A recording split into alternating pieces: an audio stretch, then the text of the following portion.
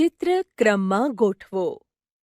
બાળમિત્રો, હવે અહીં વાર્તાના કેટલાક ચિત્રો આપ્યા છે, પણ આ ચિત્રો આડા-અવળા છે. એને વાર્તાના ક્રમમાં ગોઠવવાના છે. વાર્તામાં જે ઘટના પહેલા બની છે એને પહેલો નંબર આપીશું. પહેલા નંબરે તો આ ગામના રસ્તા પર દોડતા ઉંદરોનું ચિત્ર આવશે. પછી આવશે કબાટમાંથી નીકળીને ભાગતા ઉંદરોનું ચિત્ર. પછી કયું ચિત્ર આવશે? હા, સાચું છે. રસ્તા વચ્ચે ઊભો રહીને વાંસળી વગાડતો વાંસળીવાળો. વાંસળીવાળાએ વાંસળી વગાડી પછી શું થયું? એકદમ સાચો જવાબ. ઉંદરો તેની પાછળ ચાલવા લાગ્યા. એટલે આ ચિત્ર આવશે ચોથા નંબર પર. પાંચમા નંબર પર નાચતા કૂદતા બાળકોનું ચિત્ર. અને છેલ્લે વાંસળીવાળા પાછળ જતા નાચતા કૂદતા બાળકોનું ચિત્ર આવશે. જુઓ, ચિત્રો વાર્તાના ક્રમમાં ગોઠવાઈ ગયા. લખો. બાળ દોસ્તો, હવે વાંસળીવાળાની વાર્તા પરથી કેટલાક પ્રશ્નો આપવામાં આવ્યા છે. તમારે વાર્તાના આધારે તેના જવાબ લખવાના છે. જવાબ કેવી રીતે ઉપરની લીટીને અડાડીને લખવા એ તમને સમજાય એટલે પહેલા પ્રશ્નનો જવાબ લખીને આપ્યો છે. પહેલો પ્રશ્ન અને જવાબ જોઈએ. ગામમાં ઉંદરો ક્યાં ક્યાં જોવા મળતા હતા?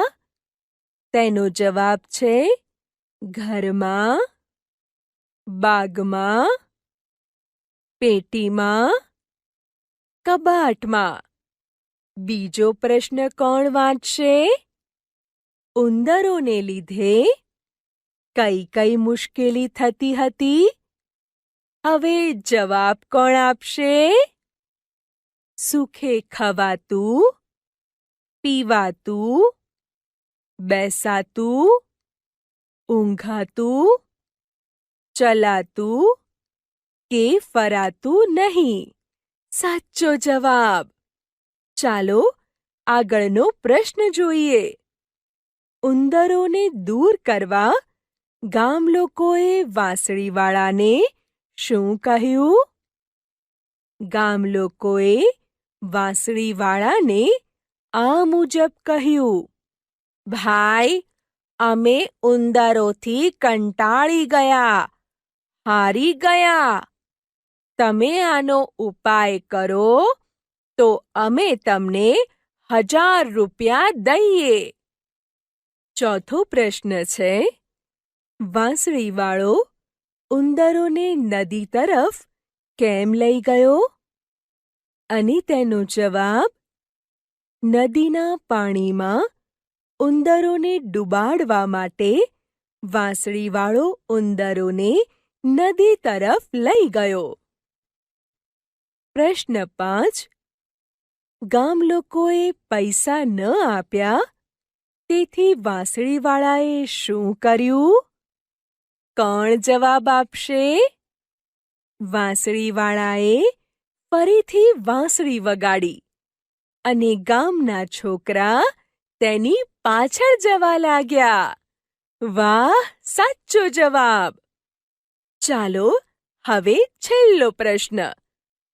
વાંસળીવાળાની પાછળ છોકરા જવા લાગ્યા ત્યારે ગામ લોકોએ વાંસળીવાળાને શું કહ્યું? અને તેનો જવાબ છે: ગામ લોકોએ વાંસળીવાળાને કહ્યું, લે ભાઈ વાંસળીવાળા, લે તારા 1000 રૂપિયા ને જા હવે તું બીજે ગામ. દોસ્તો, આ પ્રશ્નો અને તેના જવાબ ઉપરની લીટીને અડાડી સુંદર અક્ષરે તમારી નોટબુકમાં લખો. ચાલો ગાઈએ ગીતડું. બાળ દોસ્તો, ચાલો હવે ફરીથી પેલું ફૂદરડીવાળું ગીત જોઈએ.